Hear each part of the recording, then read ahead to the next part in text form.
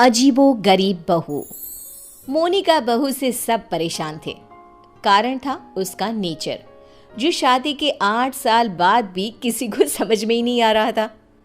बहू, मैं मंदिर जा रही हूँ, आऊँ तो पराठा तैयार रखना।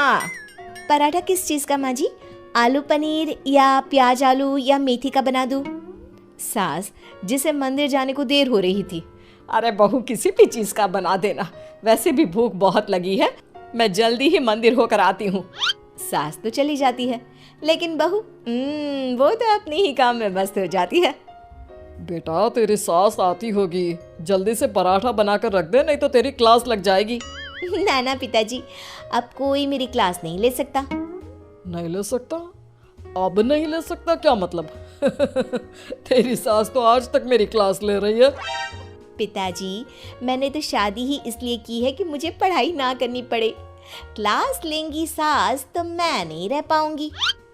अरे तो जो होमवर्क देकर गई है वो जल्दी से पूरा कर ले बेटा। होमवर्क?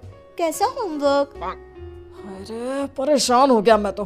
कुछ नहीं बहू, कुछ नहीं, सॉरी, जा। माफी भी मांग रहे हैं पापा जी, और मुझे पता भी नहीं कि आपने क्या गलती कर दी। खैर, जा रही हूँ मैं। आज ना अलमारी ठीक करने का काम करना है मुझे। बहू कमरे में चली जाती है कि सामने उसकी बेटी की सहेली आ जाती है। अरे मीरा बेटा, ये कौन है? माँ, ये मेरी सहेली है मायरा, पास के सेक्टर में रहती है। अच्छा, क्या नाम है? कहाँ मिले तुम दोनों?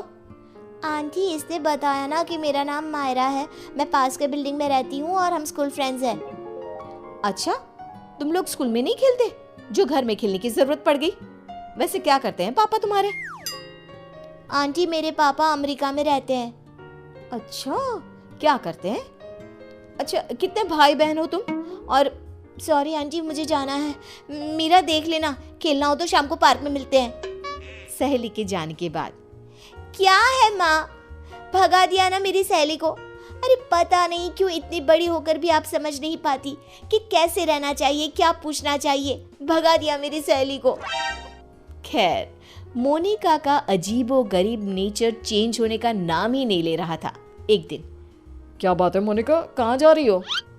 मैं ना जरा बाजार जा रही हूँ, थोड़ा काम है। आप बताओ, काफी बिजी लग रहे हो। हाँ यार, वर्क फ्रॉम होम है ना, तो काम बहुत ज़्यादा है। ठीक है, कोई ना। वो क्या है ना, बाहर धूप है और मुझे सामान लेने जाना था। कोई ना, लेकर आती हूँ। क्या होगा, ज़्यादा से ज़्यादा चक्कर खाकर गिर जाऊंगी या फिर कुछ हो जाएगा। अरे नहीं नहीं, लाओ लाओ, क्या लाना है? लिस्ट मुझे दे दो, मैं लेकर आता हूँ। मोनिका पति को लिस्ट देकर किचन में चली जाती है। अरे क्या बात है, तू तो झोला लेकर निकली थी, फिर वापस क्यों आ गई? वो क्या है ना, ये बोले कि मैं ले आता हूँ तो मैं वापस आ गई। देख ले, किचन तेरा है, तू जानती है क्या है क्या नहीं है। अरे कोई बात नहीं, वो ले आएंगे ना सब, मैंने उन्हें लिस्ट दे दी है। लेकिन जब थोड़ी देर बाद पति सारा सामान लेकर आता है तो मैं चली दाल बनाने। लेकिन ये क्या, झोले से तो दाल निकलती ही नहीं। ये क्या है जी, दाल क्यों नहीं लाए आप? अरे लिस्ट में लिखा ही नहीं था तो मैं कैसे लाता?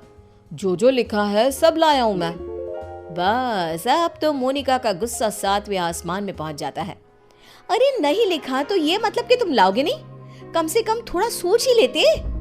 मोनिका बड़बड़ाती वहां से चली जाती है और पति, वो तो बेचारा सर पकड़कर खड़ा हो जाता है। अब पता चला हम कैसे रहते थे सारा दिन और सारी शाम। हाँ पापा, मम्मी की आदतें तो समझ में ही नहीं आती। कल मेरी सहेली को भी भगा दिया। एक रोज तो मुझे इतना परेशान कर दिया कि मैं अपना सर पकड़कर ही बैठ गया। अरे मेरा तो रहने ही दो बेटा, क्या बताऊं क्या ना बताऊं। अरे पता ही नहीं चलता किस पल क्या समझ जाए और क्या समझा दे। समय निकल रहा था, हर कोई मोनिका से परेशान हो रहा था। किसी के पास कोई उपाय नहीं था कि कैसे उसकी आदतों को सुधारा जाए। फिर एक रोज, अच्छा बेटा, क्या खाओगी आज? माँ, कुछ भी बना लो। कुछ भी क्या होता है? अरे बताना रानी बिटिया को, क्या खाने का मन है? माँ, पालक पनीर। मेरी बेटी पालक पनीर खाएगी। लेकिन बेटा, पालक तो है नहीं, कुछ और बता। माँ, बहुत दिनों से छोले भटूरे नहीं खाए। ओ, वो कैसे बनेगा बेटा? उसके लिए तो छोले भिगोने पड़ेंगे ना। बेटी माँ को जो भी बनाने को बताती, मोनिका कोई ना कोई परेशानी बता देती, जिसके बाद माँ कुछ भी बना दे, तू एक काम कर, दाल चावल ही उबाल दे। वही तो बनाया है बेटा, चल जल्दी से आजा खा ले। माँ चली जाती है, लेकिन बेटी परेशान हो चुकी होती है। क्या है, माँ ने जब बना ही लिया था दाल चावल, तो मेरा वक्त क्यों बर्बाद कर रही थी? तभी वहां दादी आ जाती है। क्योंकि तेरी माँ है ही ऐसी, यहाँ तेरे पास आने से पहले मेरा भी सर खा कर गई है। क्या कर सकते हैं अब। पर दादी, ऐसे हाथ पैर बांध कर भी तो नहीं रह सकते ना। हाँ बेटा, सही बोल रही है तू। बहू को तो समझाना ही होगा कि वो जो व्यवहार करती है वो ठीक नहीं है। बस फिर क्या था, सभी सोच लेते हैं कि जैसे को तैसा करना है। अगले रोज नाश्ते पर, ये क्या है मोनिका, पराठे क्यों बनाए? मुझे तो पोहा खाने का मन था। लेकिन मुझे कैसे पता चलेगा कि आपको पोहा खाना है? बता देते ना। बिल्कुल वैसे ही जैसे तुमको लगता था कि मुझे ये पता होना चाहिए था कि दाल लानी है। मोनिका को कुछ तो समझ में आ जाता है, लेकिन वो शांत रहती है। फिर अगले रोज, माँ जी, वो कल ना मेरा व्रत है, तो बताइए ना शाम की पूजा कैसे करनी होती है?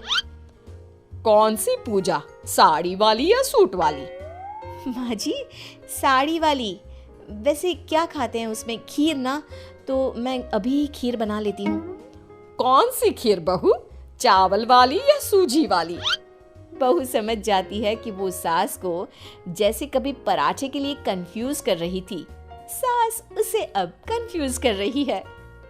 तभी डोरबेल बजती है। सामने होती है पड़ोसन, जो मोनिका से मिलने आई होती है।